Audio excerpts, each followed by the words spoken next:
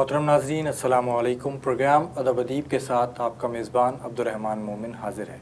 ادب ادیب میں ہم آپ کی ملاقات ادیبوں سے، شاعروں سے اور ادب کے شعبے سے وابستہ مختلف شخصیات سے کرواتے ہیں۔ آپ ان کا ادب، ان کی شاعری اور ان کی زندگی سے متعلق جانتے ہیں اور جہاں جو بھی گفتگو ہوتی ہے وہ آپ سماعت کرتے ہیں۔ ہمارے ساتھ آج جو مہمان یہاں موجود ہیں بنیادی طور پر شاعر ہیں اور جو نسل 2010 کے بعد باقاعدہ شعری منظرنامے پر آئی اس سے ان کا تعلق ہے، شاعرہ ہیں اور ساتھ ہی محقق بھی ہیں۔ انہوں نے بہت کم عمری میں اور ابتدا ہی میں اردو کا جو ادبی حلقہ ہے، سنجیدہ ادبی حلقہ ہے، اس کی توجہ اپنی جانب مبذول کروائی اور ساتھ ہی انہوں نے تحقیق کے شعبے میں بھی کام کیا۔ اردو نعت کے حوالے سے آپ کا کام ہے۔ آئیے میں آپ کی ملاقات کرواتا ہوں محترمہ عائشہ ناز سے۔ السلام علیکم۔ وعلیکم السلام۔ کیسے مزاج؟ الحمدللہ۔ گفتگو کا آغاز ہم بچپن سے کرتے ہیں۔ ابتدائی دور کیسا تھا جب آپ اسکول میں داخل نہیں ہوئی تھیں یا داخل ہو رہی تھیں یا ہو گئی تھیں؟ اس وقت کیا آپ کے مشاغل تھے؟ اسکول میں تو ہمارے والدین نے جب ہم 4.5 سال کے تھے اور وہ جیسے کہ پہلے رواج ہوتا تھا کہ ادھر بسم اللہ ہوئی اور پھر داخلہ کروا دیا، تو KG2 میں داخلہ ہوا ہمارا۔ ہم نے گورنمنٹ اسکول سے پڑھا ہے، کسی پرائیویٹ اسکول نہیں گئے، اور بس یہ ہے کہ گھر کا ماحول دینی تھا اور ادبی تھا۔ والدین اور دادی ہماری، خاص طور پر میری شخصیت پر میری دادی کے بہت زیادہ اثرات ہیں۔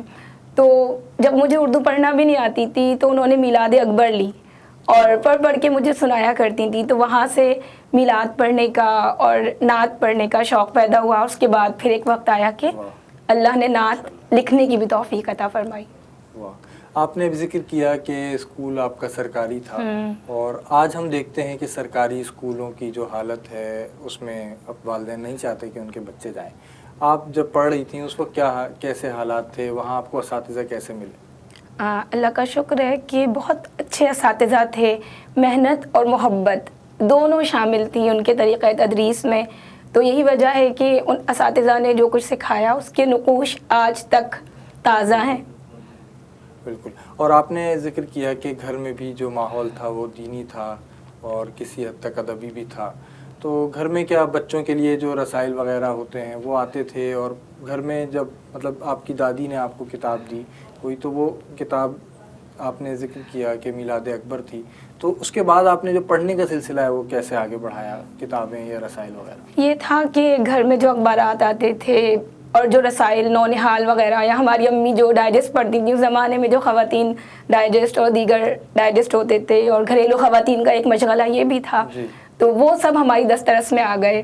7 برس کی عمر سے، جب 7 برس کی عمر میں قرآن پاک ختم کیا تو اسی دوران میں اردو بھی پڑھنا آ گئی، تو بس پھر کچھ نہیں بچا ہمارے ہاتھوں سے۔ اور بعض اوقات کبھی بڑے ڈانٹتے بھی تھے کہ یہ ڈائجسٹ بچوں کو نہیں پڑھنے چاہیے، لیکن وہ جو پڑھنے کی ایسی چاٹ لگی کہ بس پھر وہ ایک نشہ سا بن گیا، کچھ پڑھے بغیر گزارا ہی نہیں تھا۔ واہ، آپ نے ذکر کیا کچھ بھی پڑھے بغیر اس وقت گزارا نہیں تھا، آپ نے ڈائجسٹ وغیرہ بھی پڑھے، دیگر چیزیں بھی ظاہر ہے پڑھی ہوں گی، تو ارد گرد بھی یہی ماحول تھا یا آپ خصوصی طور پر اس طرف زیادہ مائل تھیں؟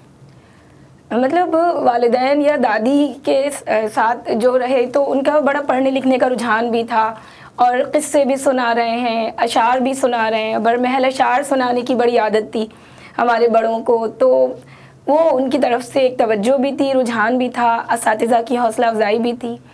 اور پھر میرا یہ تھا کہ مجھے بچپن میں وہ گھر زیادہ اچھے لگتے تھے جہاں کتابیں ہوتی تھیں، تو یہ شاید ایک وجہ ہے کہ اطراف میں کتابیں دیکھنے سے جو ایک ذہنی آپ کی جلا ہوئی، وہ بڑا اہم کردار رہا ان کتابوں کا۔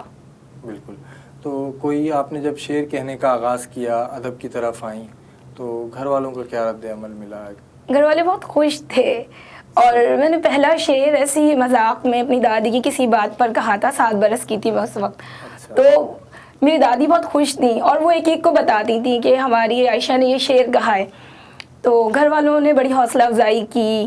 اور پھر جب نعت لکھی پہلی بار تو میں اس وقت 12 سال کی تھی، گھر والے بہت خوش ہوئے تھے نعت سن کر۔ تو بس یہی مطلب مجھے ایسا لگتا ہے کہ آج بھی والدین کو چاہیے کہ اپنے بچوں کے ادبی ذوق کی نشو و نما کریں۔ ذہنی توجہ نہیں رہی، ذہنی طور پر ہمارے بچے کس سمت جا رہے ہیں اس طرف والدین کا اب وہ رجحان اور خیال نہیں رہا۔ گھر میں آپ کے کوئی اور بھی لکھتا تھا؟ ادب کی طرف کوئی مائل تھا لکھنے کی طرف؟ نہیں، میں سب سے بڑی ہوں اپنے گھر میں اور میں ہی لکھا کرتی تھی. بعد میں مطلب کافی عرصے بعد جب ہم کالج میں تھے تو پھر ہماری چھوٹی بہن ہے، انہیں لکھنے کا شوق ہوا، انہوں نے کچھ اشعار کہے یا کہانیاں لکھنے کی کوشش کی، لیکن کبھی چھپایا نہیں. صحیح. آپ نے چھپایا آپ نے جب لکھنے کا آغاز کیا؟ اچھا، جب میں نے پہلی نعت لکھی تو ہمارے پڑوس میں ایک صاحب رہتے تھے اور وہ پریس سے وابستہ تھے. صحیح. تو کوئی ایک میگزین ہوتا تھا، کراچی آبزرور نام تھا اس کا. جی. اب اس وقت تو پتہ بھی نہیں تھا کہ کیا نوعیت ہوتی ہے اور کہاں چھپوانی چاہیے چیزیں. تو بس ان صاحب نے کہا کہ بیٹا آپ نے تو بہت اچھی نعت لکھی ہے، آپ ہمیں دے دیں تو ہم شائع کروا دیتے. وہ دے دی اور خوشی خوشی پھر سب کو دکھاتے پھرتے تھے کہ ہماری نعت شائع ہوئی ہے. وہ ایک بڑی ظاہر بچپن تھا تو بچوں والی خوشی تھی. بالکل. ابھی آپ نے ذکر کیا کہ گھر کا ماحول بھی ظاہر ادبی تھا، سب آپ کا جو گھر تھا وہ دین کی طرف بھی مائل تھا. ہم دیکھتے ہیں ہمارے معاشرے میں جب کوئی نوجوان شاعری کی طرف آتا ہے، ادب کی طرف آتا ہے اور بطور خاص شاعری کی طرف آتا ہے تو گھر والوں کا رد عمل کچھ اچھا نہیں ہوتا اور وہ پریشان ہو جاتے ہیں کہ کس طرف جا رہا ہے. اور پھر وہ لڑکی ہو، اس کے ساتھ اور بھی مسائل میرا خیال ہے ہوتے ہیں. آپ کے ساتھ کیا معاملات رہے؟ جیسے ابھی آپ نے گھر والوں کا تو ذکر کیا، اور یہ جو سماج کا رویہ ہے اس کے بارے میں آپ کا کیا خیال ہے؟ الحمدللہ سماج کے کسی منفی رویے کا سامنا نہیں کرنا پڑا. اطراف میں جو لوگ تھے وہ بھی حوصلہ افزائی کرتے رہے، اساتذہ نے بھی حوصلہ افزائی کی، اور دوست احباب تو ہوتے ہی حوصلہ افزائی کے لیے. تو مطلب سب ایک خوشی سے دیکھتے تھے اور خوشی خوشی مطلب میری عادت تھی کہ جب ہم ایک دوسرے کو کہانیاں سناتے تھے تو پہلے اپنی طرف سے کوئی کہانی بنا کے سنا دی اور کہا یہ تو میں نے کہیں پڑھی تھی. پھر جب سب نے تعریف کی تو بتائے تو میں نے خود بنائی ہے. تو وہ ایک حوصلہ افزائی ملتی تھی. اور اسی طرح جیسے آپ نے بتایا میں نے آپ کو کہ دینی ماحول تھا، تو کافی چھوٹی تھی میں، 5 سال کی ہوں گی شاید. تو محلے میں سب سے کہہ کر آ گئی آج ہمارے یہاں میلاد ہے. اب انہوں نے کہا اچھا تو امی سے پوچھ لیا؟ ہم نے کہا ہاں پوچھ لیا. گھر والوں کو پتہ ہی نہیں. شام کو جب سب آئے تو گھر والوں کو پتہ چلا کہ بھئی آج تو ہمارے یہاں میلاد ہے. تو لیکن میں کہتی ہوں یہاں میرے گھر والوں کی حوصلہ افزائی کہ انہوں نے میری حوصلہ شکنی نہیں کی، بلکہ سب کو بٹھایا اور کہا ہاں میلاد ہے. اور پھر میرے والد تبرک لینے کے لیے روانہ ہوئے مسکراتے ہوئے کہ ہماری بچی نے آج خود دعوت دے ڈالی. تو یہ جو حوصلہ تھا اس نے زندگی میں ان کے جانے کے بعد بھی بہت اعتماد دیا. دوست احباب آپ کے تھے جو اسکول میں تھے، اس کے بعد بھی رہے ہوں گے، تو ان میں بھی آپ کے ساتھ جو تھے وہ لکھنے سے متعلق تھے یا نہیں؟ لکھنے سے متعلق تو نہیں تھے، ہاں لیکن ذوق رکھتے تھے، سننے کا ذوق رکھتے تھے، ادبی ذوق تھا. لکھنے والے تو بس پھر یونیورسٹی میں ہی ملے، کالج میں بھی نہیں. شاعری جب کوئی شروع کرتا ہے ہمارے ہاں تو اس کو پھر کسی کی رہنمائی کی بھی ضرورت پیش آتی ہے، اور شاعری ایک فن تو ہے ہی اور خدا کی طرف سے عطیہ بھی ہے، لیکن اس کے کچھ معاملات ہوتے ہیں، اسرار و رموز ہوتے ہیں، ان کو سمجھنا ضروری ہوتا ہے. تو اس کے لیے کسی استاد سے رجوع کیا جاتا ہے. آپ نے کسی استاد سے رجوع کیا؟ کسی سے آپ نے فیض حاصل کیا؟ نہیں، باقاعدہ تو کسی استاد سے رجوع نہیں کیا. البتہ جب ہم جامعہ میں آئے شعبہ اردو میں، تو جب ہم سال آخر میں تھے، میں سال آخر میں، تو ہمارے استاد ہیں ڈاکٹر رؤف پاریک صاحب. تو انہوں نے پوچھا کہ تم میں کون کون لکھتا ہے؟ تو پھر ان کو بتایا تو انہوں نے کہا عروس جانتی ہو؟ تو میں نے کہا نہیں. تو پھر انہوں نے کہا کہ چلو کسی دن آنا، ہم تمہیں عروس سکھائیں گے. تو انہوں نے عروس سکھایا. تو اس کے بعد ہمیں یہ پتہ چلا کہ اچھا جو کچھ اب تک ہم نے کہا تھا وہ الحمدللہ وزن میں ہی تھا. کیا بات ہے، کیا بات ہے. تو یہ کیسے ہوتا ہے؟ یہ کچھ لوگ عروس سیکھتے ہیں اس کے بعد وزن میں آتے ہیں، اور آپ نے جیسے نہیں اس کو سمجھا یا سیکھا تھا، اس وقت بھی آپ وزن میں کیا رہی تھی؟ میرے خیال میں تو مومن آپ یہ بات جانتے ہیں اللہ ہی کی طرف سے ہوتا ہے، اور شاعری تو فطری چیز ہے. آپ سیکھ نہیں سکتے، نکھار سکتے ہیں، لیکن آپ شاعر بنتے نہیں ہیں، شاعر پیدا ہوتے ہیں. تو یہ بس اللہ ہی کی عطا ہے، ورنہ اور کچھ بھی نہیں کہہ سکتی میں اس بارے میں کہ میرا اس میں کوئی کمال ہے، ہو بھی نہیں سکتا. شاعری کرنے کے لیے عروض جاننا کتنا ضروری ہے؟ میرے خیال میں عروض جاننا ضروری اس لیے نہیں ہے کہ آپ فطری طور پہ شاعر ہوتے ہیں. ہاں ہمارے کچھ طالب علم جب آتے ہیں ہمارے پاس اور وہ بعض اوقات ایسی چیزیں دکھاتے ہیں اور وہ مصر بھی ہوتے ہیں کہ یہ شاعری ہے، تو اب کسی نہ کسی طور تو ان کی حوصلہ افزائی کرنی ہے. کہتے ہیں بیٹا پہلے کوئی ایک بحر سیکھ لیں پھر اس میں کہنے کی کوشش کریں. ہاں اگر آپ شاعر ہیں اور اگر آپ سیکھ لیتے ہیں علم عروض تو آسانی ہو جاتی ہے، بس یہ ہوتا ہے. لیکن ایسا کوئی لازم میرے نزدیک نہیں ہے. کبھی کوئی ایسا تجربہ ہوا آپ کے پاس؟ ظاہر ہے طالب علم آتے ہیں، اپنا کلام بھی دکھاتے ہوں گے اور وہ جو وزن ہے اس سے خارج بھی ہوتا ہے، تو اس کے بعد پھر وہ سیکھ کر، عروج سیکھ کر شاعری کی طرف آئے ہوں اور پھر اچھا شعر بھی کہا ہو؟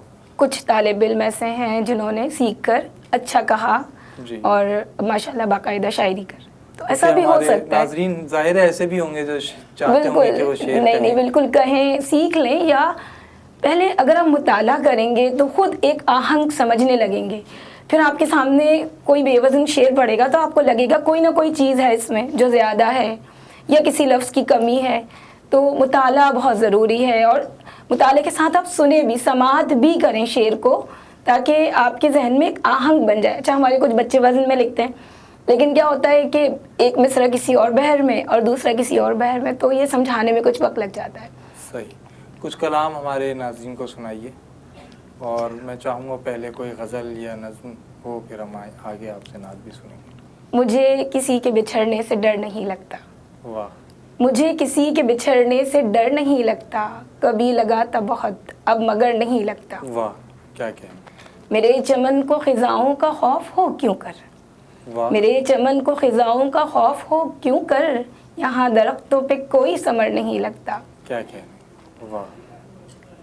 خرید لیجئے صاحب متاع درد ابھی، واہ. خرید لیجئے صاحب متاع درد ابھی، یہ میلہ وہ ہے جو بارے دیگر نہیں لگتا. کیا کہنے. یہ میلہ وہ ہے جو بارے دیگر نہیں لگتا. ہر ایک چیز جگہ پر ہے، سارے لوگ وہی. واہ. ہر ایک چیز جگہ پر ہے، سارے لوگ وہی. کیوں ماں کے بعد مجھے گھر وہ گھر نہیں لگتا. کیا کہنے. کیوں ماں کے بعد مجھے گھر وہ گھر نہیں لگتا. کیا کہنے. کسی کے جھوٹ پہ ہے اتنا اعتماد کہ اب کوئی بھی حرف وفا معتبر نہیں لگتا. واہ. مجھے کسی کے بچھڑنے سے ڈر نہیں لگتا، کیا کہیں. کبھی لگا تھا بہت اب مگر نہیں لگتا. کیا کہیں. واہ واہ. بہت شکریہ. ناظرین کرام، عائشہ ناز صاحبہ ہمارے ساتھ موجود ہیں. آپ نے ان کی غزل بھی سماعت کی اور گفتگو بھی ان سے ہو رہی ہے. یہاں سلسلہ کلام ٹوٹ رہا ہے، اسے جوڑیں گے ایک وقفے کے بعد. ہمارے ساتھ رہیے.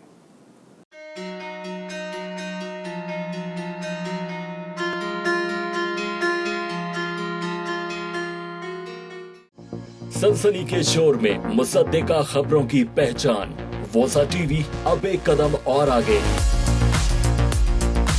حالات حاضرہ، خبریں اور تبصرے اب صرف ایک کلک کی دوری پر.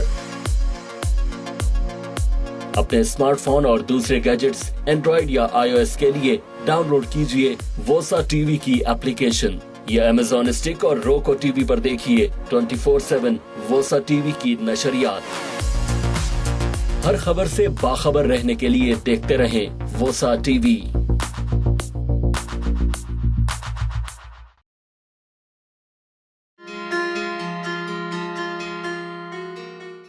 میرے ہاتھوں سے اور میرے ہونٹوں سے خوشبوئیں جاتی نہیں، میں نے اس میں محمد کو لکھا بہت اور چوما بہت. ناظرین کرام، پروگرام ادب ادیب میں وقفے کے بعد خوش آمدید. ہمارے ساتھ موجود ہیں نوجوان شاعرہ عائشہ ناز. وقفے پہ جانے سے پہلے ہم آپ کی زندگی کے جو ابتدائی ایام ہیں، ابتدائی دور ہے، اس کے بارے میں جان رہے تھے. پھر آپ نے اسی میں ذکر کیا کہ سب سے پہلے آپ نے جو کلام کہا وہ نعت تھی. گھر کا ماحول آپ نے بتایا، اس کی ایک وجہ وہ بھی رہا. نعت کہی، اس کے بعد پھر نعت کہنے کے بعد غزل کی طرف آئیں، تو کیسا محسوس ہوا؟ عام طور سے ہم دیکھتے ہیں کہ جو شاعر نعت کہتے ہیں تو پھر وہ نعت ہی کہتے ہیں.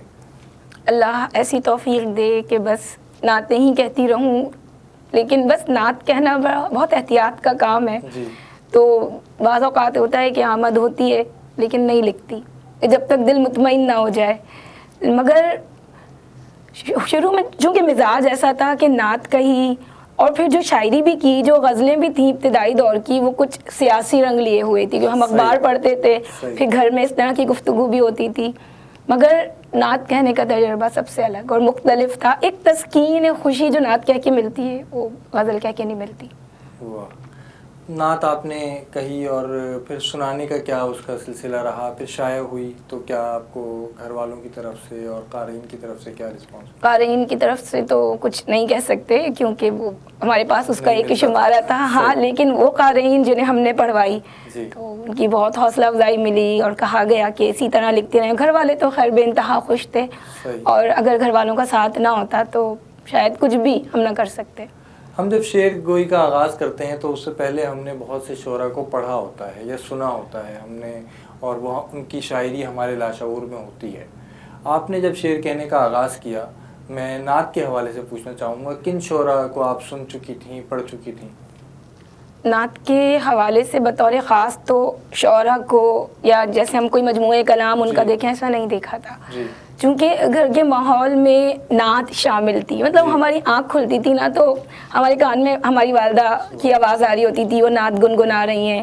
تو اس طرح پھر اقبال عظیم کی نعتیں ان دنوں پڑھی جاتی تھیں. جی. یا اسکول کے جب کوئی مقابلے ہوتے تھے تو ہماری والدہ ہمیں نعت سنا رہی ہیں، سکھا رہی ہیں.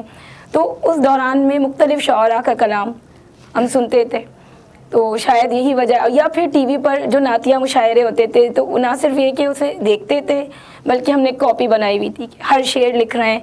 تو یہ چیزیں مزاج میں داخل ہو گئیں. اور جو میلاد میں ہم شرکت کرتے تھے، مطلب باقاعدہ بچپن میں لوگ لے کے جاتے تھے کہ آپ کو میلاد میں جو ہے وہ نعت بھی پڑھنی ہے، اور وہ جو روایتیں ہوتی تھیں پہلے جو ایک مزاج تھا میلاد اکبر سے، تو بس وہ نا ایک آہنگ بنتا چلا گیا اور نعت کی طرف توجہ بڑھتی چلی گئی کہ پھر ہم بھی لکھیں، ہم بھی اپنے نبی صلی اللہ علیہ وسلم کی تعریف کریں.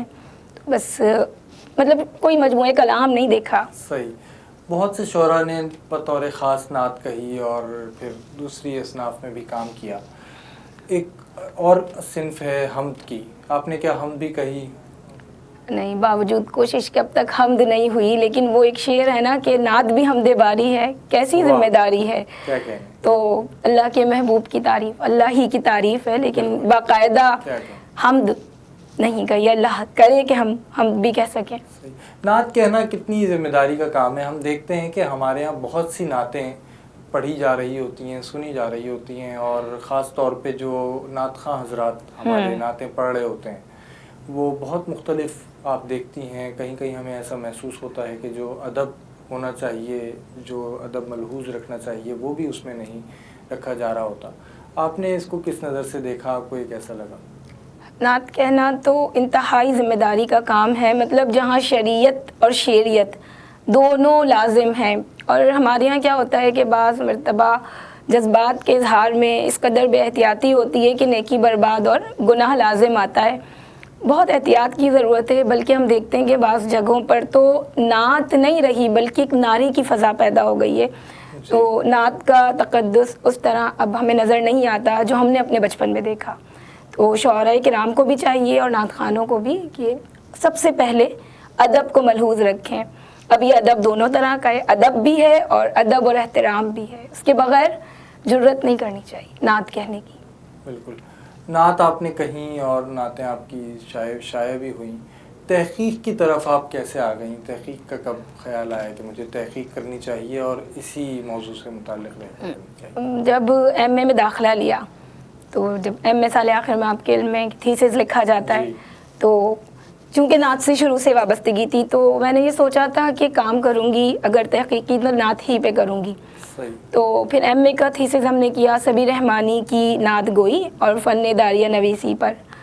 ہاں لیکن وہ اتنا مطلب اطمینان بخش کام اس لیے نہیں ہو سکا کہ اسی دوران میں ہماری والدہ کو کینسر ڈائگنوز ہوا اور پھر ان کا انتقال ہو گیا، تو اس طرح کام نہیں ہو سکا. پھر جب ایم فل میں داخلہ لیا اور ایم فل کا کورس ورک ہو گیا تو پھر ایک مرتبہ وہی خواہش لوٹ آئی، اب نعت پہ کام کیا جائے ایک مرتبہ اور کوشش کی جائے کہ کسی حد تک حق ادا ہو.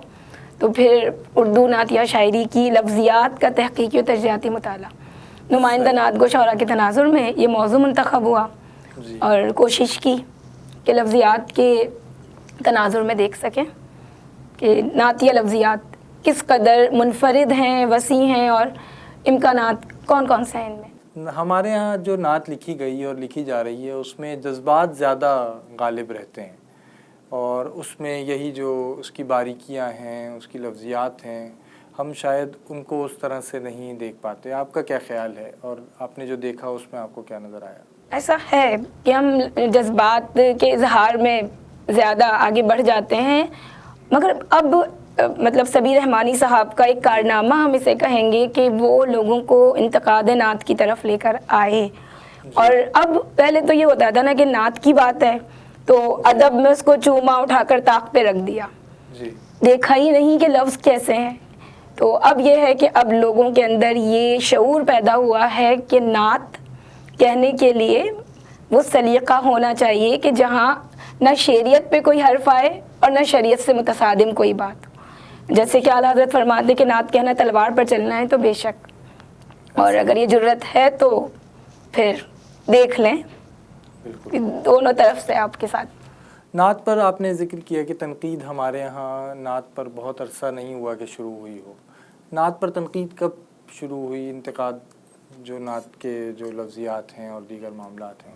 اگر ہم اپنے پاکستان کی بات کریں تو اس سے پہلے بھی رسالے تو نکل رہے تھے، لیکن سبیر رحمانی نے اس کام کا جس طرح سے رول ڈالا تو اس کے بعد باقاعدہ مقالے بھی لکھے گئے اور انہوں نے دنیا بھر سے لوگوں کو اس کام کی جانب راغب کیا اور ایک بہت وقیع کام نعت رنگ کی صورت میں ہمارے سامنے آیا اور ماشاءاللہ اب تک آ رہا ہے. اور مجھے لگتا ہے کہ نوجوانوں کو بھی چاہیے کہ وہ نعتی ادب پہ کام بھی کریں اور انتقاد نعت پر بھی نظر رکھیں، کیونکہ اسی طرح ہمارے پاس بہترین نعتی ادب آ سکتا ہے. بالکل بالکل. کوئی نعت ہمارے ناظرین کو سنائیے. ایک نعت ہے اور اس سے بڑی ایک اس لحاظ سے وابستگی ہے کہ جب میں SPSC کا ٹیسٹ دینے گئی تھی لیکچرشپ کے لیے تو وہاں میں نے یہ نعت سنائی تھی. ہیں جب یہ ہجر کی لذتیں، نہ سکون ہے نہ قرار ہے. ہیں جب یہ ہجر کی لذتیں، نہ سکون ہے نہ قرار ہے. مجھے لے چلو کوئے مصطفیٰ، دل مبتلا کی پکار ہے. مجھے یوں عطا ہوں بلندیاں کہ ہو ان کے قدموں میں سر میرا. مجھے یوں عطا ہوں بلندیاں کہ ہو ان کے قدموں میں سر میرا. اسے چوموں آنکھوں سے عمر بھر جو نبی کی راہ گزار ہے. بلغ العلا بکمالہ یہ صدا ہے روح میں گونجتی. بلغ العلا بکمالہ یہ صدا ہے روح میں گونجتی.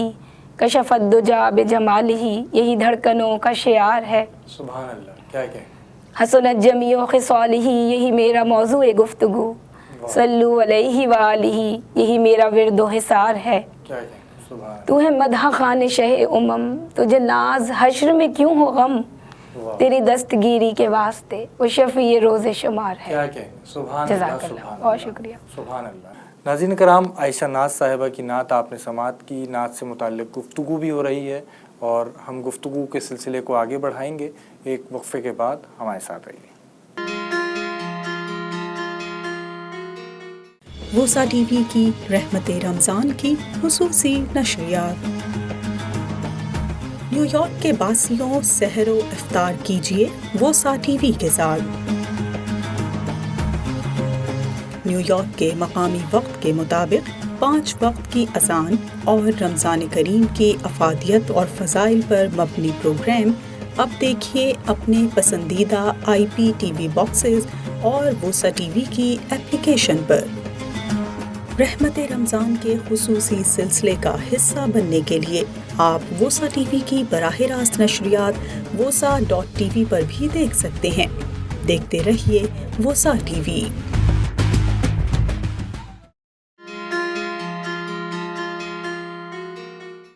محترم ناظرین، پروگرام ادب ادیب میں وقفے کے بعد خوش آمدید. ہمارے ساتھ موجود ہیں نوجوان شاعرہ عائشہ ناز. وقفے پہ جانے سے پہلے ہم نے نعت کے موضوع پر بات کی اور نعت بھی ہم نے سنی. نعت کی جو صنف ہے اس میں نہ صرف ہمارے مسلمان شعراء نے کلام کہا، نہ اس کے علاوہ دیگر جو مذاہب کے شعراء ہیں انہوں نے بھی کہا. ان کا کلام آپ نے دیکھا، وہ آپ کی نظر سے گزرا، تو وہ کیسا تجربہ رہا؟ عقیدت اور انسانی موضوعات پہ اس میں زیادہ بات کی گئی ہے اور رسول اللہ صلی اللہ علیہ وسلم سے بے پناہ محبت کا اظہار ہے. اور ظاہر ہے کہ آپ صلی اللہ علیہ وسلم رحمت للعالمین ہیں، تو آپ ہر ایک کے لیے آپ کی ذات اقدس نمونہ ہے اور باعث رحمت ہے. لہٰذا ان کے ہاں بھی عقیدت کی وہی جہات ہمیں نظر آتی ہیں. جو مسلم شعراء کے ہیں. اور وہی بات کہ عشق ہو جائے کسی سے کوئی چارہ تو نہیں, صرف مسلم کا محمد پہ اجارہ تو نہیں صلی اللہ علیہ وسلم. واہ. اس میں جیسے آپ نے کہا کہ وہی عقیدت ان کے ہاں نظر آتی ہے جو ہمارے مسلم شعراء کے ہاں نظر آتی ہے. ان کی جو لفظیات ہیں یا ان کے جو دیگر معاملات ہیں اور ان کے جو محاسن اور جس سے وہ استعارے ہیں, وہ کیسے آپ کو اس میں نظر آتے ہیں ان کی شاعری میں؟ استعارے اسی انداز کے ہیں جس طرح ہمارے ہاں ملتے ہیں, مطلب کچھ ایسا مختلف نظر نہیں آتا.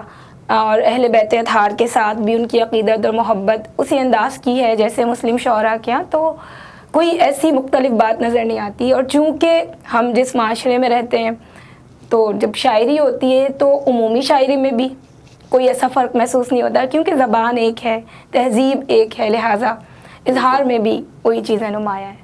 بالکل. ویسے ہی ایک سوال میرے ذہن میں آ رہا ہے کہ دیگر مذاہب کے شعراء نے تو ہماری اسلام کی یا ہم تو سمجھتے ہیں کہ پورے عالم کی جو مقدس شخصیات ہیں ان پر کام کیا, ان پر بات کی, ان کے لیے کلام لکھا. ہمارے ہاں جو مسلم شعراء ہیں ان کی طرف سے آپ کی نظر میں کچھ ایسا کلام سامنے آیا جو دیگر مذاہب کی جو مقدس شخصیات ہیں, یا اگر نہیں ایسا تو کیوں ہمیں ایسا نظر نہیں آتا؟ دیکھیں, مقدس شخصیات جہاں تک اگر ہم دیگر مذاہب کی بات کریں انبیاء کرام کی, جی, تو وہ تو ہمارا بھی ایمان ہے تمام انبیاء کرام علیہم الصلوۃ والسلام پر. بے شک. لیکن اب یہ مزاج کی بات ہے, اور پھر یہ بھی ہوتا ہے کہ اگر ہم کسی اور مذہب کے مقدس شخصیات پر گفتگو کرتے ہیں تو اب یہ دیکھنا پڑے گا کہ وہ کس زمرے میں لی جا رہی ہے. تو مجھے لگتا ہے اس وجہ سے بھی محتاط ہیں ہمارے شعراء. ترقی پسند شعراء کی طرف آ جاتے ہیں. ابھی آپ نے جیسے ذکر کیا, تو نعتی ادب میں ان کا کیا کردار رہا, ان کا کیا اس میں حصہ رہا؟ نعتی ادب میں اگر ہم فیض کی بات کرتے ہیں, یا احمد ندیم قاسمی کی بات کرتے ہیں, یا عارف عبد المتین کی بات کرتے ہیں, تو ظاہر ہے کہ نعتیں تو لکھی گئیں اور اسی عقیدت و احترام کے ساتھ. لیکن ترقی پسند شعراء کے ہاں بس وہی بات جیسے بھی ہم نے آپ کو بتایا غیر مسلم شعراء کی نظر آتی ہے کہ ان کے یہاں بھی یہی بات ہے کہ انسانی پہلوؤں پر اور مساوات پر اور اس نظام حیات پر زیادہ ان کی توجہ رہتی ہے جو آپ صلی اللہ علیہ وسلم لے کر آئے, بنسبت دیگر شعراء کے جن کے یہاں جذبات, احساسات اور مدینہ حاضری کی تمنا نظر آتی ہے. تو یہ کچھ موضوعات کا فرق ہے. صحیح. جیسے ابھی یہی موضوعات کا ذکر ہوا کہ مدینہ حاضری کے حوالے سے, پھر اپنے جو جذبات ہیں, احساسات ہیں, ان کے حوالے سے بہت سے شعراء نعت کہہ رہے ہیں. حضور صلی اللہ علیہ وآلہ وسلم جو نظام حیات لائے اور جو ان کی جو شخصی حوالہ ہے, ان کی جو شخصی اوصاف ہیں, ان پر کن شعراء نے کام کیا؟ جیسے اگر ترقی پسند شعراء نے بھی کیا تو وہ کس حوالے سے, کیا ان کا جو نظام حیات ہے اس کو بیان کیا؟ حالی کے یہاں ہمیں ملتا ہے, مطلب حالی کے یہاں معجزات کا بیان نہیں ہے اس طرح. لیکن جب حالی کہتے ہیں کہ عرب جس پہ قرنوں سے تھا جہل چھایا, پلٹ دی بس ایک آن میں اس کی کایا, تو یہ ایک ایسے معجزے کا بیان ہے کہ آپ صلی اللہ علیہ وآلہ وسلم کی تعلیمات نے عالم کا نظام ہی تبدیل کر دیا. تو اگر وہ اس درجے کے معجزات بیان نہیں کر رہے جو ہمارے شعراء کا خاصہ رہے, تو حالی انسانی سطح پر اور ایک کامل نظام کے طور پر اسلام کو جس معجزے سے تعبیر کر رہے ہیں وہ اپنی جگہ ایک مثال ہے. اور حالی کی وہی روایت اگر ہم دیکھیں تو اعجاز رحمانی تک پہنچتی ہے. جی بالکل. اور وہ ہمیں کہیں کہیں ماہر القادری میں بھی نظر آتی ہے, ظفر علی خان. اور تو اس میں ہمارے یہاں جو حیت ہے, نثری نظم بھی ایک حیت کے طور پر سامنے آئی ہے, اور 80 کی دہائی میں اس کی تحریک چلی اور آج بھی یہ نثری نظم لکھی جا رہی ہے. کیا نعت بھی نثری نظم کے فارمیٹ میں لکھی گئی؟ ایک دو شعراء نے جیسے احمد ہمیش وغیرہ نثری نظم کے فارمیٹ میں نعت لکھی. اب ظاہر ہے کہ نثری نظم پر ایک بڑی بحث کے بعد تسلیم کر ہی لیا گیا, لیکن یہ ہے کہ نعت بھی لکھی گئی. مگر مجھے ایسا لگتا ہے کہ نعت کا جو تاثر بحر کے ساتھ ہوتا ہے وہ زیادہ ہوتا ہے. یہ میرا خیال ہے, ضروری نہیں ہے کہ آپ اس سے متفق ہو, مگر وہ ایک زیادہ اثر کرتی ہے.